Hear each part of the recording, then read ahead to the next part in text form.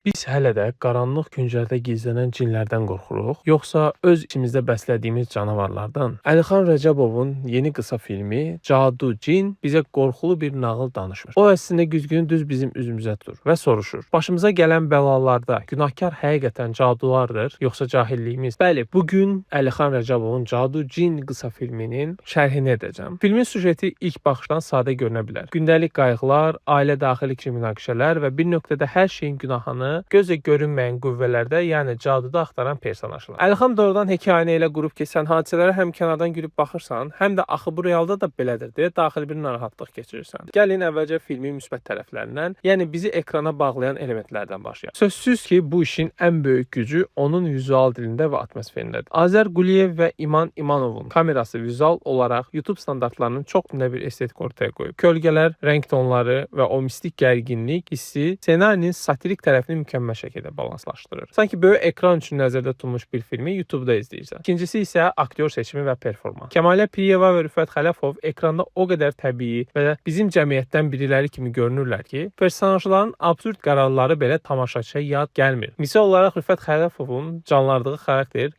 Netflix-lə danışır, nə bilim, xarici şirkətlərlə, Prime, Amazon Prime-la falan danışır kimi səhnələr var idi. O səhnələrdə çox realistik görünürdü gözə. Amma bu vizual estetikadan da önəmli bir şey var. Yumor maskası altında cəmiyyətimizin ən ağrılı, real problemlərinin göstərilməsi. Əlixan bu filmdə ailə-daxili münasibətləri və xüsusən də qadına qarşı olan zorakılıq kimi çox ciddi, qaranlıq bir mövzunu böyük ustalıqla işıqlandırır. Hər dialoqda, hər kadrda sətiraltı ötürülən, insanı həm güldürən, eyni zamanda həm də dərindən düşündürən saysız-hesabsız mesajlar var bu filmdə. Sənətin gücü ilə belə məsələləri cəsarətlə gündəmə gətirdiyi üçün ilk öncə Əlixan Rəcəbova doğrudan da bir rejissor kimi böyük alqış. Yaxşı tərəflərdən danışırıqsa, ikinci yaxşı tərəf isə aktyor seçimi və performanslardır. Kəmalə Piriyeva və Rüfət Xələfov ekranda o qədər təbiidir ki, personajların absurd qərarları belə bizə yad gəlmir. Burada xüsusi bir nüansı qeyd etməliyəm. Kəmalə Piriyevanın ən əsas cinsi sanlıq göstərdiyi performansını çox bəyəndim. Çünki cinli halı əslində hər yerdə gördüyümüz standart cinli roludur. Türkiyədə, Azərbaycanda, yəni bir çox yerdə gördüyümüz cinli rolu idi. Əsl aktyorluq isə elə o adi məişət səhnələrində ortaya çıxan Rəna xarakterində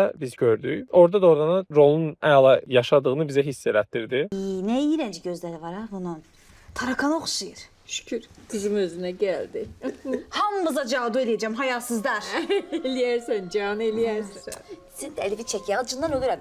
Dur gidip doğru pişirsin mama sence. Ben düşün sakla çoban lezzeti.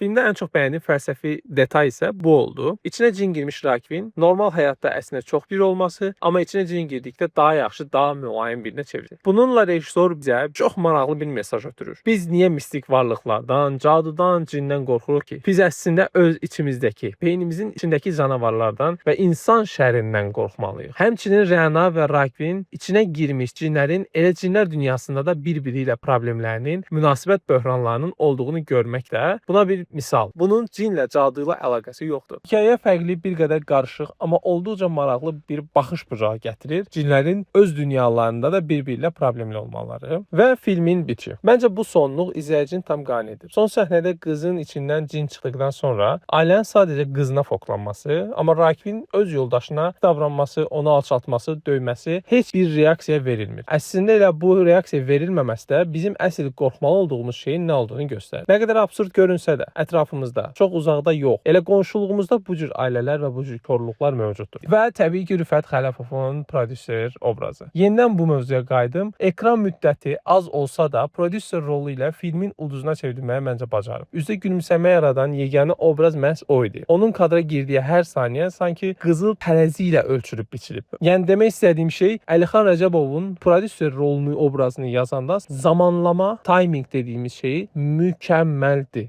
Gözde, ben senden ulduz eləyəcəm. Sağ məni yığ, yaxşı 287 055'dən 15 90 gəl yaxşı gedin. Sağ məni yığ, bildi. Telefonu gözləyir. Gəl. Mənim bu filmdəki ən sevdiyim obraz məhz prodüser oldu. Ümid edirəm digər işlərdə də bu obrazı görərik. Eyni zamanda az öncə dediyim kimi cindən təmizlənmiş Kəmal Piriyevanı da unutmaq olmaz. Obraz çox gözəl yazılıb. Aktyor heyəti isə ümumilikdə öz öhdəsinə düşəni maksimum dərəcədə yerinə yetirib deyə bilərik. 1-2 dənə istisna var ki, onunla bağlı da birazdan danışacağam. Amma hər yaxşı işin arxasında tənqid olunası məqamlarda olur. Bu filmində yaxşı tərəfləri qədər bəzi ciddi gözə batan mənfi tərəfləri də var. Gəlin indi onlardan danışaq. Birincisi bayaq dediyim dediyimiz kimi ssenari çox ciddi mövzulara toxunur. Amma problem burasındadır ki, bu ciddi mövzulardan danışarkən xarakterlərin həddən artıq yumoristik olması, demək olar ki, heç bir ciddiyyət daşımaması filmin o ağır fəlsəfi ciddiyyətini bir qədər kölgədə qoyur. Məsələn, Raqifin yoldaşının danışdığı səhnələr kimi daha real, biraz daha dramatik və ciddi anlar daha çox ola bilərdi. Yumor filmin mesajını biraz çox gizlədib mi desəm və yaxud da zəiflədib mi desəm daha uyğun olar bilmədim. İkinci məqam aktyor seçimi ilə bağlıdır. Zemfira Əbdülsəmədova. Aktrisa mənim nəsə deyə biləcəyim səviyyədə bir sənətkar deyil. Onun ustalığına söz yoxdur. Mən onun aktrisalığı ilə bağlı heç nə deyə bilmirəm, mükəmməldir, çox bəyənirəm. Amma gəlin razılaşaq ki, biz son zamanlar bu aktrisanı çox yerdə görməyə başlamışıq və bu da biraz tamaşaçıda sıxıcılıq yarada bilər. Rejissorlar məncə daha yeni simalardan istifadə etsələr, filmlərin realizmi daha da arta bilər. İndi də gərək ən ağır məsələyə. Ən böyük boşluqlardan biri isə Rənanın qardaşı obrazı idi. Doğrudan da anlamaq çətindir ki, quruluşçu rejissor kimi Əlixan Rəcəbov film zamanı niyə bu aktyora bu qədər də lazım deyil, bu qədər də olmaz deməyib. Obraz sadəcə qışqırır. Bakı ləhcəsi ilə danışmağa çalışır, danışır, tamam danışsın, amma hər şeyin bir dozası var. Lazımsız yerlərdə ssenaridəki boşluqları sadəcə qışqıraraq və zarafat eləyərək doldurmağa çalışmaq tamaşaçını yorur. Ki zaten bir neçə yoruma da baxdım, yorumlarda da insanların ən çox şikayət etdiyi şey məhz bu idi. Çünki mənim də özüm narahat elədi. Düşdüm yorumlara da baxım ki, görüm nə yazdılar. Elə eyni fikirləri gördüm. Bəli, bu filmdəki ailə cahil ailədir. Belə qışqıraraq reaksiyalar vermələri normaldır. Belə reaksiyalar verirlər. Anladıq, bunu anladıq. Amma obrazı bir qədər sakit, daha dərindən canlandırmaq da ssenarini daha da gücləndirərdi məncə. Əgər qışqırırsansa da bu cür itici qışqırmadan da bir reaksiya vermək daha yaxşı olardı məncə. Gir Amerikanlı, Fransızın bədənində, bocun bədənində kimsən, şoppa! Əlavə olaraq filmin lap əvvəlindəki o prodüserin yanındakı xanım obrazı. Dürüst olaq, onun hekayədə heç bir əhəmiyyət və rolu yoxdur. Olmasa da heç nə dəyişməz. Rejissor elə prodüser və kameramanla üçlükdə dialoq qursaydılar yol boyu. Söhbət daha axıcı və dinamik alınardı məncə. Lazımsız xarakter yığınağı sadəcə xronometraj doldurmağa xidmət edir. Eyni zamanda 32 dəqiqə boyunca bizimlə bərabər olan bir kameraman da var idi. Məncə o danışsaydı Əlixanla, yəni oradakı o cadugarla, prodüserlə daha maraqlı ola bilərdi yəni. Çünki ən azından kameraman artıq bundan sonra onlarla olacaqlar və hər yerə gedəcəklər. Amma o maşındakı ən əvvəldəki o qadın xarakteri isə heç bir doğrudan rolu yoxdur. Zaten bir də ən axırda gördük mənasız şəkildə. Məncə elə ən yaxşı o idi ki, həmin xarakter əvəzinə kameramanla dialoq qurulsaydı daha yaxşı olardı.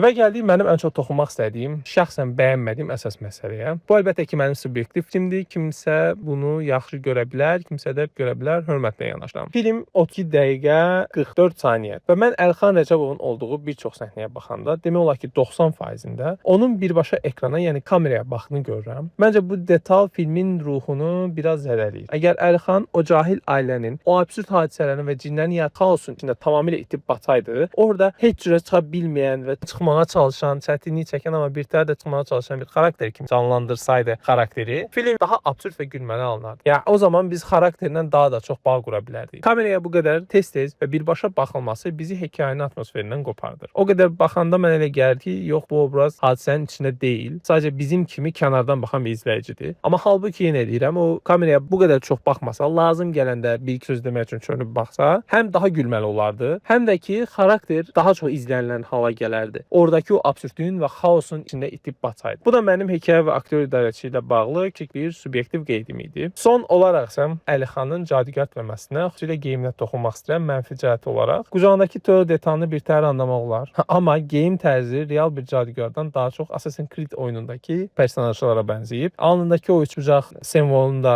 çox bir əhəmiyyəti olmadığını düşünürəm. Absurd görünür, məna daşımır, dərin bir mənası yoxdur. Açıq gülməli də deyil. Rejissor bu cür elementləri gözümüzə soxmaqdansa, məncə daha xırda, incə və realistik detallarla bu tipləməni qursaydı, xarakterin absurdluğu daha dərindən hiss oluna bilərdi məncə. Yekun olaraq nə deyə bilərik? Cadu cin mənfi cəhətlərinə, bəzi ssenari boşluqlarına və obraz şişirtmələrinə baxmayaraq, Azərbaycan YouTube məkanı üçün çox keyfiyyətli və alt mənası önəmli, dərslər verən bir qısa metrajlı film olub. Əlixan Rəcəbov və komandası bir daha sübut edir ki, cəmiyyəti sirkələyən peşəkar sahə nümunələri yaratmaq mümkündür. Bəs siz necə düşünürsünüz? Filmi bəyəndinizmi? Mən şəxsən düşünürəm ki, verdiyi mesajlar yaxşıdır, əladır, amma biraz daha yaxşı eləmək olardı. Mənim bu filmə puanım 10 üzərindən 7.5-dir.